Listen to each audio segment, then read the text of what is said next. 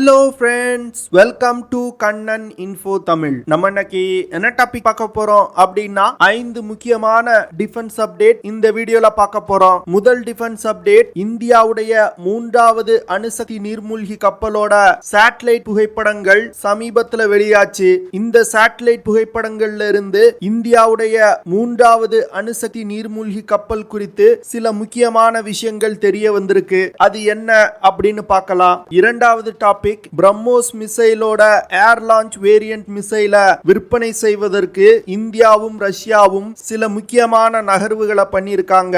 அது என்ன அப்படின்னு பார்க்கலாம். மூன்றாவது டாபிக், இந்தியாவுக்கும் ரஷ்யாவுக்கும் இடையே உள்நாட்டு ஆயுத உற்பத்தி மற்றும் ஆயுத விற்பனை குறித்து பேச்சுவார்த்தைகள் நடக்க இருப்பதா செய்திகள் வெளிவந்திருக்கு. இந்த பேச்சுவார்த்தையில பிரதானமா Igla S man portable air defence system மற்றும் KA-2260 ஹெலிகாப்டர்களை இந்தியாவில் தயாரிப்பது குறித்து பேசப்படும் அப்படின்னு டிஃபென்ஸ் எக்ஸ்பர்ட்ஸ் சொல்றாங்க. அது என்ன அப்படின்னு பார்க்கலாம். நான்காவது டாபிக், இந்தியா தேஜஸ் விமானங்களை கொலம்பியா நாட்டிற்கு ஏற்றுமதி செய்வதற்கு முயற்சி செய்து கொண்டிருப்பதா செய்திகள் வெளிவந்திருக்கு. இந்தியாவின் முயற்சி எந்த நிலையில இருக்கு, இந்தியாவிற்கு இந்த கான்ட்ராக்ட் கிடைப்பதற்கு வாய்ப்பு இருக்கா அப்படிங்கிறது குறித்து பார்க்கலாம். ஐந்தாவது டாபிக், இஸ்ரேல் மற்றும் இந்திய நிறுவனங்கள் இணைந்து உருவாக்கிய ஜாயிண்ட் வெஞ்சர் கம்பெனி விமானங்கள் மற்றும் ஹெலிகாப்டர்கள்ல பயன்படுத்தக்கூடிய எலக்ட்ரோ ஆப்டிகல் சிஸ்டங்களை இந்தியாவிலே தயாரிக்க இருப்பதா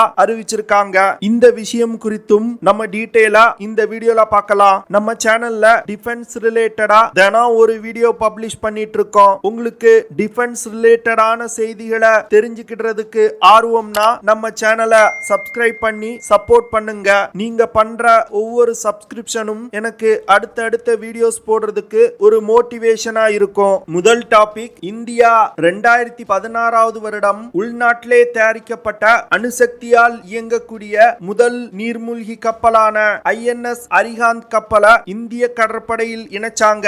INS அரிஹாந்த் நீர்மூழ்கி கப்பலோடு சேர்த்து மொத்தம் 4 அணுசக்தியால் இயங்கக்கூடிய நீர்மூழ்கி கப்பல்களை கட்டி வந்துகிட்டு இருக்காங்க.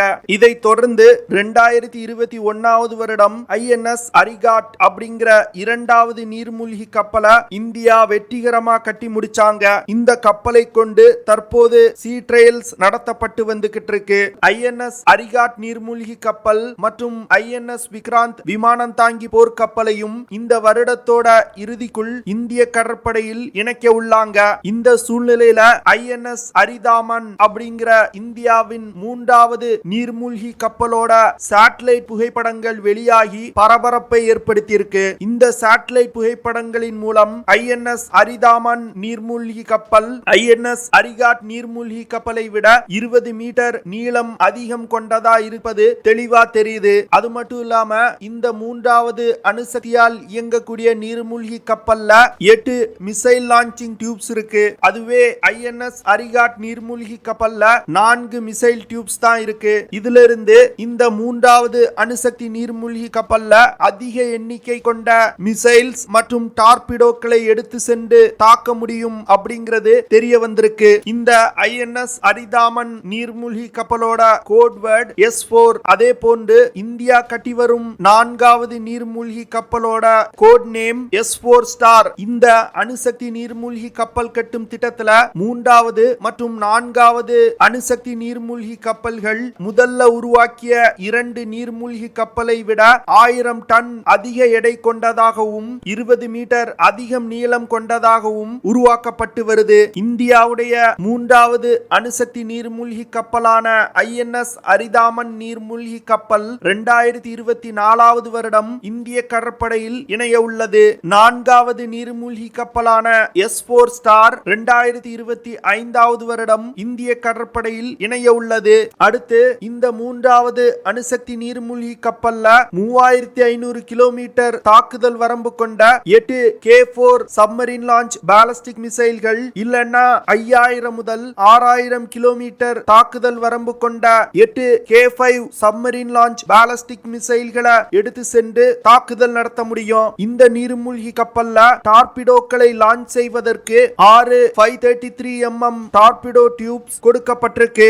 INS அரிதாமன் நீர்மூழ்கி கப்பல்ல 30 கடற்கன்னி வெடிகளை எடுத்து செல்ல முடியும். இவ்வளவு இவ்வளவு அதிகமான ஆயுதங்களை இந்த நீர்மூழ்கி கப்பல்ல எடுத்து செல்வதனால இந்த நீர்மூழ்கி கப்பலை கொண்டு எதிரிகளுக்கு பலத்த சேதத்தை ஏற்படுத்த முடியும். இரண்டாவது topic, international military technical forum அப்படிங்கிற அமைப்பு ஆர்மி 2022 அப்படிங்கிற நிகழ்ச்சியை ஆர்கனைஸ் பண்ணியிருந்தாங்க.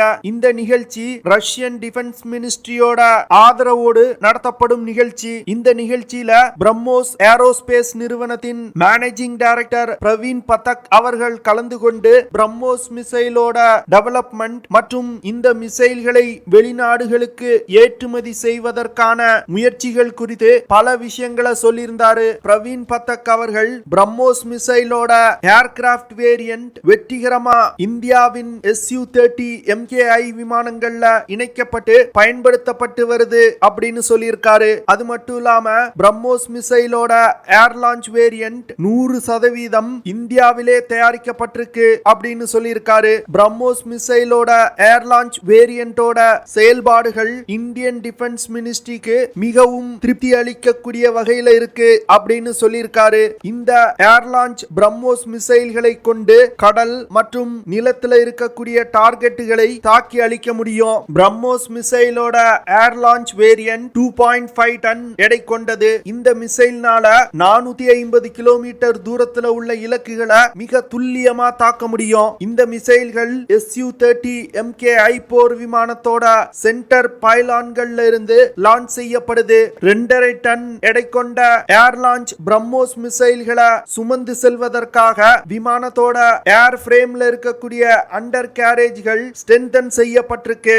Su-30 MKI போர் விமானங்களை உலகின் பல்வேறு நாட்டு விமானப்படைகள் பயன்படுத்தி வர்றாங்க. குறிப்பா சொல்லணும் அப்படின்னா Angola, Algeria, Armenia, Belarus, Indonesia, Kazakhstan, Malaysia, Uganda, Venezuela, Vietnam போன்ற பல நாடுகள் பயன்படுத்தி வர்றாங்க. இந்த அத்துணை நாடுகளுக்கும் பிரம்மோஸ் மிசைலோட ஏர் லான்ச் வேரியன்ட் ஆஃபர் செய்வதற்கு இந்தியா முன்வந்திருக்காங்க. பிலிப்பைன் ராணுவம் மற்றும் கடற்படை பிரம்மோஸ் மிசைல்களை வாங்கியதிலிருந்து south east Asia, Latin America, middle east மற்றும் சவுத் ஆப்பிரிக்காவை சேர்ந்த நாடுகள் பிரம்மோஸ் மிசைல்களை வாங்குவதற்கு முயற்சி செய்து வந்துகிட்டு இருக்காங்க. அதனால வரும் காலத்துல இந்தியாவின் பிரம்மோஸ் மிசைல்களுக்கு அதிக டிமாண்ட் இருக்கும். இதே ஆர்மி 2022 நிகழ்ச்சியில பிரம்மோஸ் மிசைலோட ஆன்டிஷிப் மிசைல சிறிய கடற்படை கொண்ட நாடுகளுக்கு ஏற்றுமதி செய்வதற்கு இந்தியாவும் ரஷ்யாவும் இணைந்து ஒரு திட்டத்தை டெவலப் செய்து வந்து கொண்டிருப்பதா சொல்லியிருக்காங்க. அதாவது 800 டன் எடை கொண்ட ஸ்மால் மிசைல் போட்ஸ் டெவலப் செய்து அந்த மிசைல் போட்ஸ்ல 290 கிலோமீட்டர் தாக்குதல் வரம்பு கொண்ட பிரம்மோஸ் மிசைல்களை பொருத்தி சிறிய கடற்படை கொண்ட நாடுகளுக்கு ஏற்றுமதி செய்யலாம் அப்படின்னு இந்தியாவும் ரஷ்யாவும் திட்டமிட்டிருக்கதா சொல்லியிருக்காங்க. அதே போன்று 12 பிரம்மோஸ் மிசைல்களை தாங்கி செல்லக்கூடிய பெரிய மிசைல் போட்ஸையும் இந்தியாவும் ரஷ்யாவும் இணைந்து டெவலப் செய்ய உள்ளதா சொல்லியிருக்காங்க.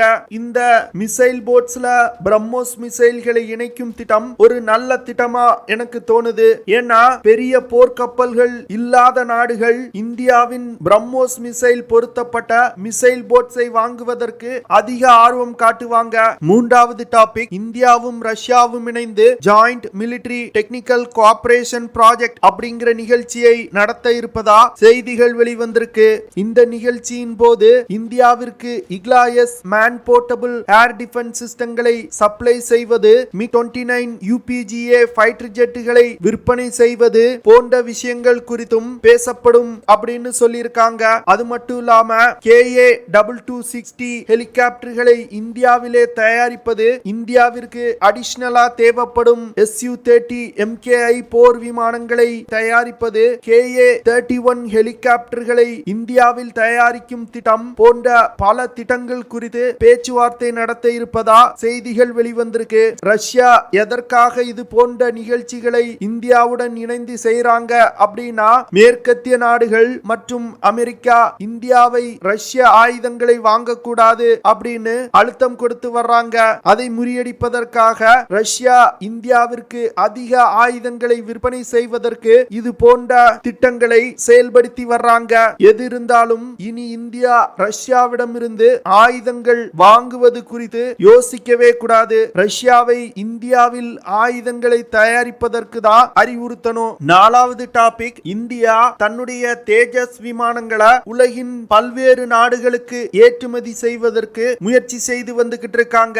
சமீபத்துல மலேசிய விமானப்படையின் டெண்டர்ல இந்தியாவின் தேஜஸ் விமானம் ஃபர்ஸ்ட் சாய்ஸ் விமானமா தேர்வு செய்யப்பட்டது. இதை தொடர்ந்து HAL நிறுவனம் தேஜஸ் விமானத்தின் விற்பனையை துரிதப்படுத்துவதற்கு மலேசியால ஒரு புதிய ஆபீஸ ஓபன் பண்ணாங்க. அதே போன்று கொலம்பியா நாட்டிலையும் இந்தியாவின் HAL நிறுவனம் ஒரு புதிய ஆபீஸ ஓபன் பண்ணிருக்காங்க. இது எதற்காக அப்படின்னா, கொலம்பியாவிற்கு தேஜஸ் விமானம், ALH MK4 Rudram armed helicopter, HAL light compact helicopter போன்றவற்றை ஏற்றுமதி செய்வதற்கு ஒரு மெமரண்டம் ஆஃப் அண்டர்ஸ்டாண்டிங் ஒப்பந்தம் கையெழுத்திட்டிருக்காங்க. கொலம்பியா தன்னுடைய விமானப்படை விமானிகளுக்கு பயிற்சி கொடுப்பதற்கு 20 அட்வான்ஸ் ஜெட் ட்ரெயினர்களை வாங்க இருக்காங்க. கிட்டத்தட்ட $600 million light compact aircraft, attack helicopter மற்றும் டிரான்ஸ்போர்ட்டர் ஹெலிகாப்டர்களை வாங்குவதற்கு கொலம்பிய நாடு செலவு பண்ண போறாங்க. இதனால இந்த ஆர்டர்களை கைப்பற்றுவதற்காக HAL நிறுவனம் கொலம்பிய நாட்டில் தன்னுடைய புதிய அலுவலகத்தை திறந்திருக்காங்க. 5வது டாபிக், இந்தியாவின் அஸ்த்ரா மைக்ரோவேவ் ப்ரொடக்ஷன் லிமிடெட் நிறுவனமும் இஸ்ரேலின் ரஃபேல் அட்வான்ஸ் டிஃபென்ஸ் சிஸ்டம் நிறுவனமும் இணைந்து அஸ்த்ரா ரஃபேல் காம்சிஸ் பிரைவேட் லிமிடெட் அப்படிங்கிற நிறுவனத்தை உருவாக்கி இருக்காங்க. இந்த நிறுவனம் விமானம் மற்றும் ஹெலிகாப்டர்ல பயன்படுத்தப்படும் எலக்ட்ரோ ஆப்டிக்கல் சிஸ்டங்களை இந்தியாவிலே தயாரிக்க இருப்பதா அறிவிச்சிருக்காங்க.